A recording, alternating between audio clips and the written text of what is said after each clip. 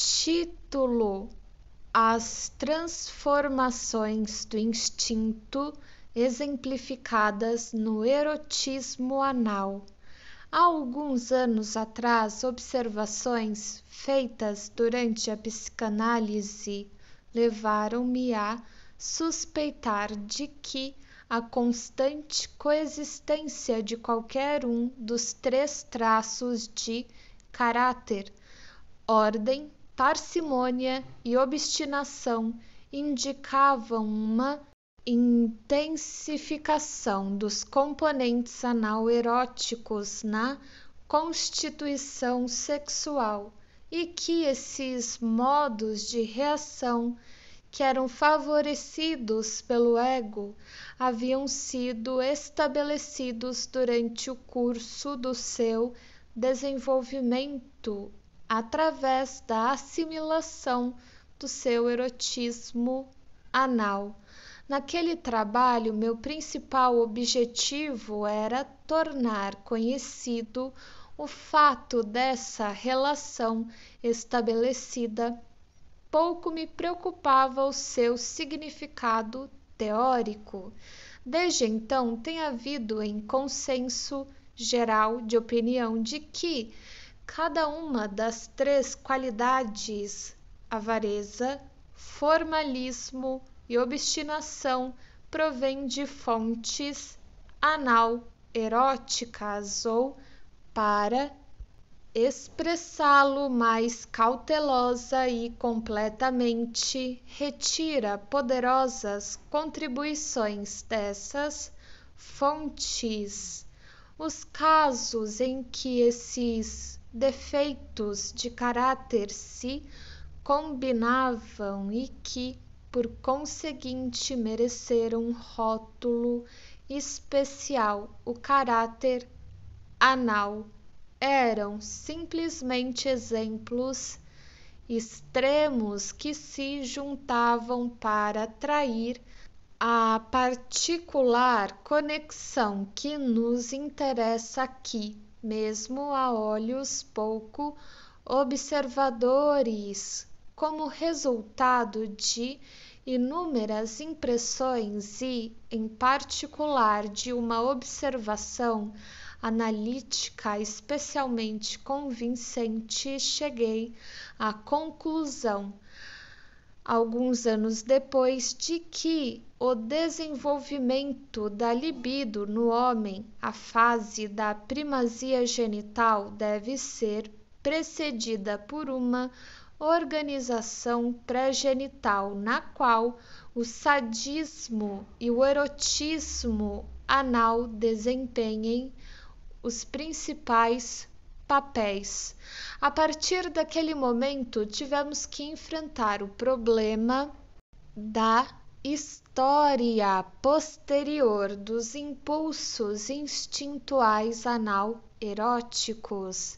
O que acontece com eles quando, devido ao estabelecimento de uma organização genital definitiva, perdem a sua importância na vida sexual, preservam a sua natureza original, porém, em estado de repressão, são sublimados ou assimilados pela transformação em traços de caráter ou encontram um lugar dentro da nova organização da sexualidade, caracterizada pela primazia genital, ou, já que nenhuma dessas vicissitudes do erotismo anal é provavelmente a única, em que medida e de que modo cada uma delas participa da decisão do seu destino,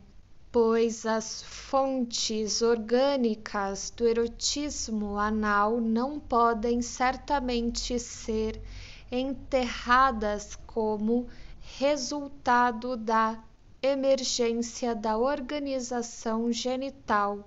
Poder-se-ia pensar que não haveria falta de material do qual retirar uma resposta, de vez que os processos de desenvolvimento e transformação em questão devem ter ocorrido em todos aqueles que se submetem à análise.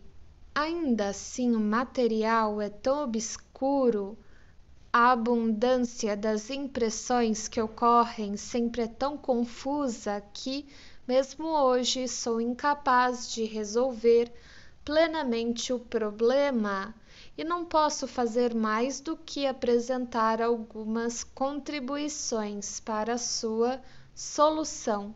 Ao fazê-lo, não necessito abster-me de mencionar, quando o contexto o permite, outras transformações instintuais além das anaueróticas. Finalmente, nem é preciso enfatizar que os eventos do desenvolvimento descritos aqui, tal como os outros encontrados na psicanálise, foram inferidos das regressões às quais foram forçados por processos neuróticos. Como ponto de partida para esta exposição, podemos tomar o fato de que parece que nos produtos do inconsciente, ideias espontâneas, fantasias e sintomas, os conceitos de fezes, dinheiro, dádiva, bebê e pênis mal se distinguem um do outro e são facilmente intercambiáveis. Compreendemos certamente que expressar-se desse modo é aplicar incorretamente à esfera do inconsciente termos que pertencem propriamente a outras regiões da vida mental e que fomos levados a nos desviar pelas vantagens oferecidas por uma analogia. Para colocar o assunto de uma forma menos sujeita a objeções, esses elementos do inconsciente são tratados muitas vezes como se fossem equivalentes e pudessem livremente substituir um ao outro. Isto se verifica com mais facilidade na relação entre bebê e pênis. Não pode deixar de ter significado o fato de que, na linguagem simbólica dos sonhos, bem como na da vida cotidiana, ambos podem ser representados pelo mesmo símbolo. Tanto bebê como pênis são chamados o pequeno, das Kleine. É fato sabido que o discurso simbólico ignora com frequência a diferença de sexo. O pequeno, que originalmente significa o órgão sexual masculino, pode assim ter adquirido uma aplicação secundária aos genitais femininos. Se penetrarmos profundamente na neurose de uma mulher, não poucas vezes deparamo-nos com o desejo reprimido de possuir um pênis. Como um homem, chamamos a esse desejo inveja do pênis e incluímo-lo no complexo de castração. Infortúnios casuais na vida de tal mulher, infortúnios que são frequentemente o resultado de uma disposição bastante masculina, reativaram esse desejo infantil e, através do fluxo retrospectivo da libido, tornaram-no o principal veículo dos seus sintomas neuróticos.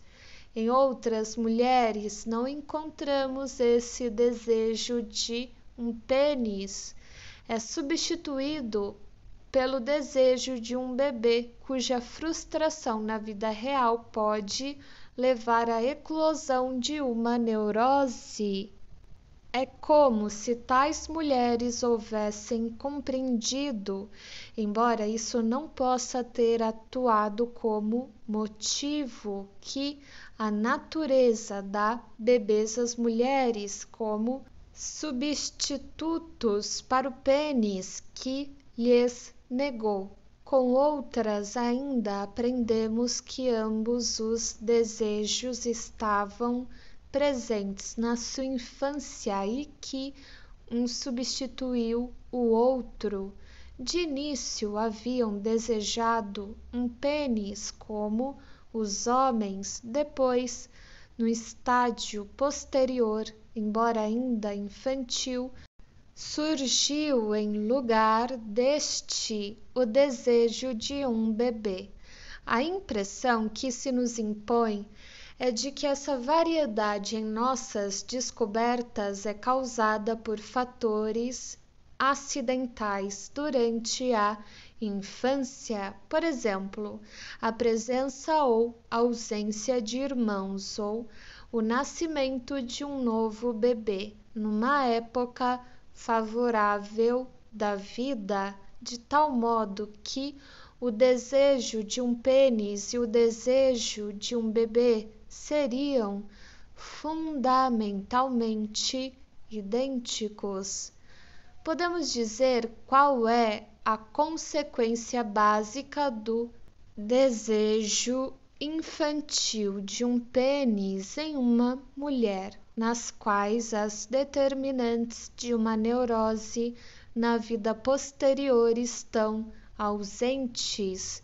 Transforma-se em desejo por um homem, o que torna assim o homem um suplemento do pênis. Essa transformação, portanto, converte um impulso que é hostil à função sexual feminina em outro que é favorável a ela. Tais mulheres tornam-se dessa forma capazes de uma vida erótica baseada no tipo masculino de amor objetal, que pode existir paralelamente ao tipo feminino derivado do narcisismo. Já sabemos que, em outros casos, apenas um bebê torna possível a transição do auto-amor narcísico para o amor objetal, de modo que também nesse aspecto um bebê pode ser representado por um pênis.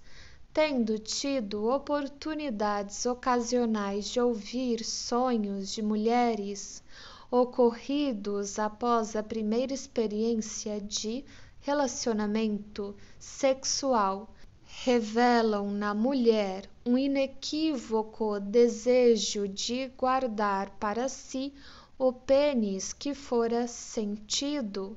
Então, a parte essa ordem libidinal, esses sonhos indicam uma regressão temporária do homem para o pênis como objeto do desejo da mulher. Podemos certamente nos sentir inclinados a atribuir o desejo por um homem do modo puramente racional ao desejo por um bebê, já que a mulher com certeza compreenderá mais cedo ou mais tarde que não pode haver bebê sem a cooperação do homem.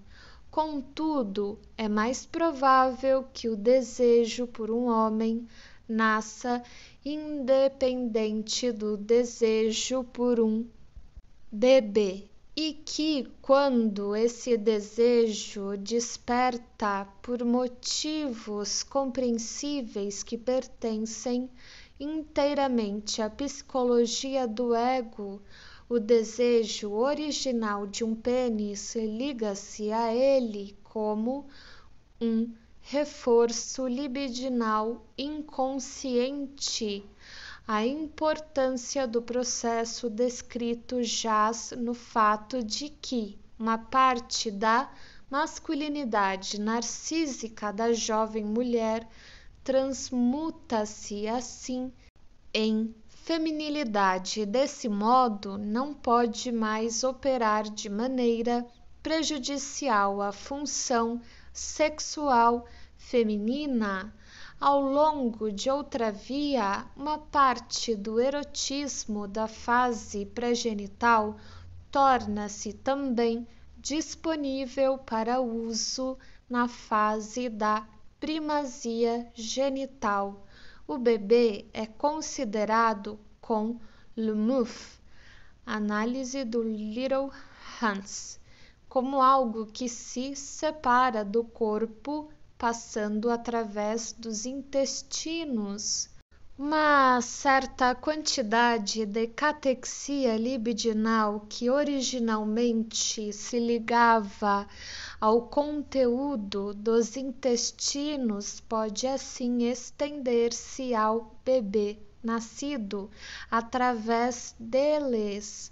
A evidência linguística dessa identidade de bebê e fezes está contida na expressão dar um bebê a alguém, pois as fezes são a primeira dádiva da criança, uma parte do seu corpo que ela somente dará a alguém que ama, a quem na verdade fará uma oferta espontânea como sinal de afeição, de vez que, via de regra, as crianças não sujam os estranhos. Há reações similares, embora menos intensas, com a urina. A defecação proporciona a primeira oportunidade em que a criança deve decidir entre uma atitude narcísica e uma atitude de amor objetal, ou reparte obedientemente as suas fezes, sacrifica-as ao seu amor, ou as retém com a finalidade de satisfação autoerótica e depois como meio de afirmar sua própria vontade.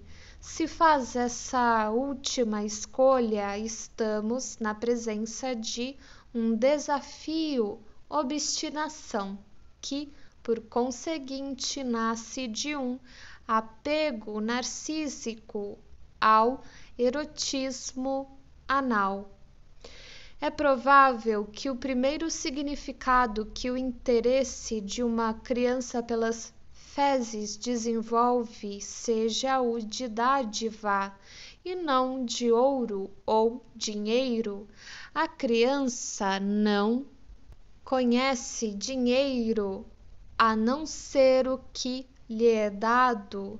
Não há dinheiro adquirido por si, nem herdado, uma vez que as fezes são a sua primeira dádiva. A criança transfere facilmente seu interesse dessa substância para uma nova com que se depara como a mais valiosa dádiva da vida. Aqueles que questionam essa derivação das dádivas deveriam considerar sua experiência de tratamento psicanalítico, estudar as dádivas que, como médicos, recebem dos pacientes e observar os tumultos de transferência que uma dádiva deles pode provocar nos pacientes. Assim, o interesse pelas fezes continua, em parte como interesse pelo dinheiro, em parte como desejo por um bebê, sendo que Neste último convergem um impulso anal erótico e um impulso genital, inveja do pênis. O pênis tem, contudo, um outro significado anal erótico, além da sua relação com o interesse por um bebê. O relacionamento entre o pênis e a passagem revestida de membrana mucosa que preenche e excita já tem o seu protótipo na fase pré-genital anal sádica.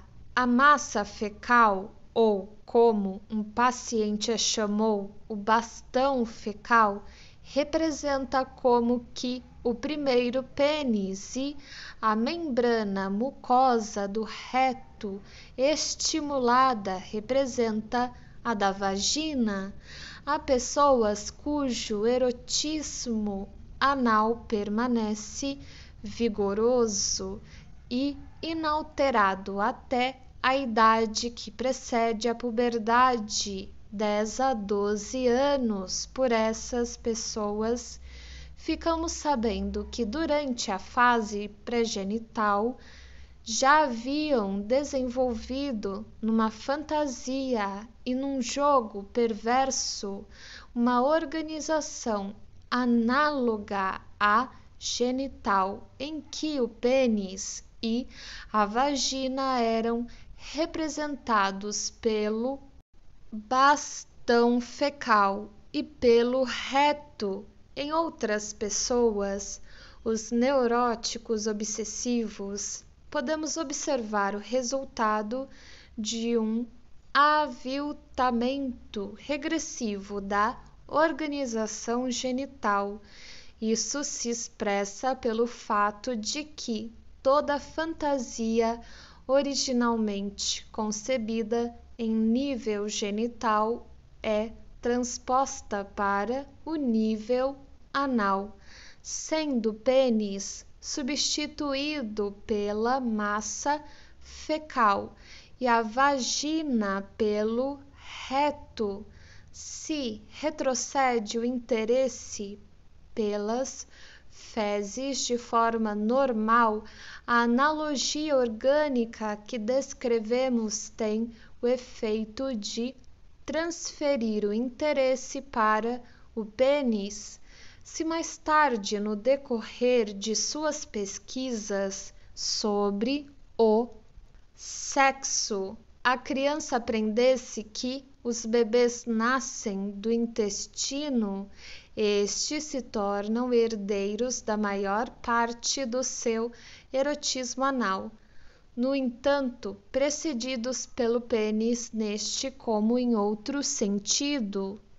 Estou certo de que, a essa altura, as múltiplas inter-relações da série fezes-bebê-pênis tornaram-se totalmente ininteligíveis. Desse modo, tentarei corrigir o defeito apresentando-as de forma diagramática e, ao considerar o diagrama na figura 2, podemos rever o mesmo material numa ordem diferente.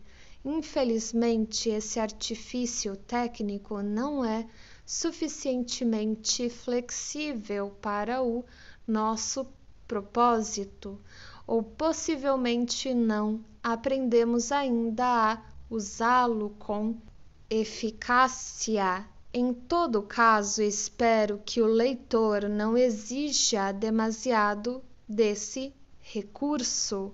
O erotismo anal encontra uma aplicação narcísica na realização do desafio que constitui uma importante reação por parte do ego contra as exigências feitas por outras pessoas.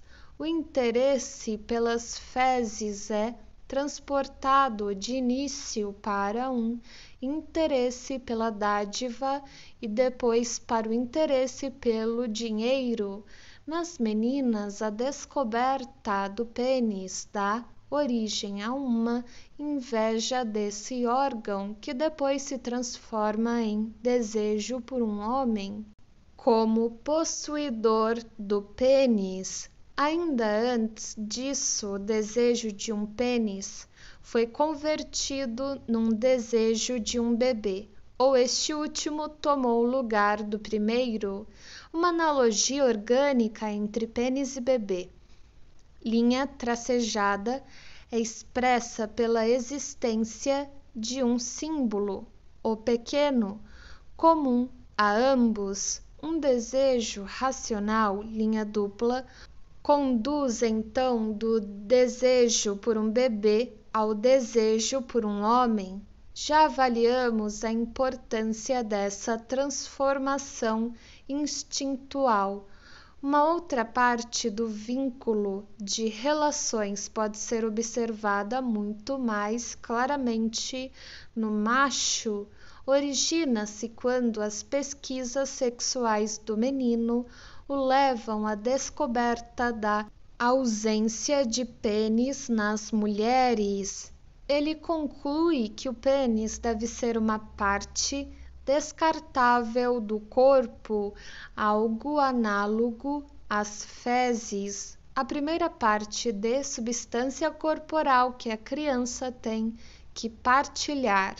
Assim, o velho desafio anal entra na composição do complexo de castração, a analogia orgânica que torna possível ao conteúdo intestinal ser o precursor do pênis durante a fase pré-genital não pode ser levada em conta como motivo, mas as buscas sexuais do menino levam-no a um substituto psíquico para ele. Quando surge em cena um bebê, ele o considera le mouf.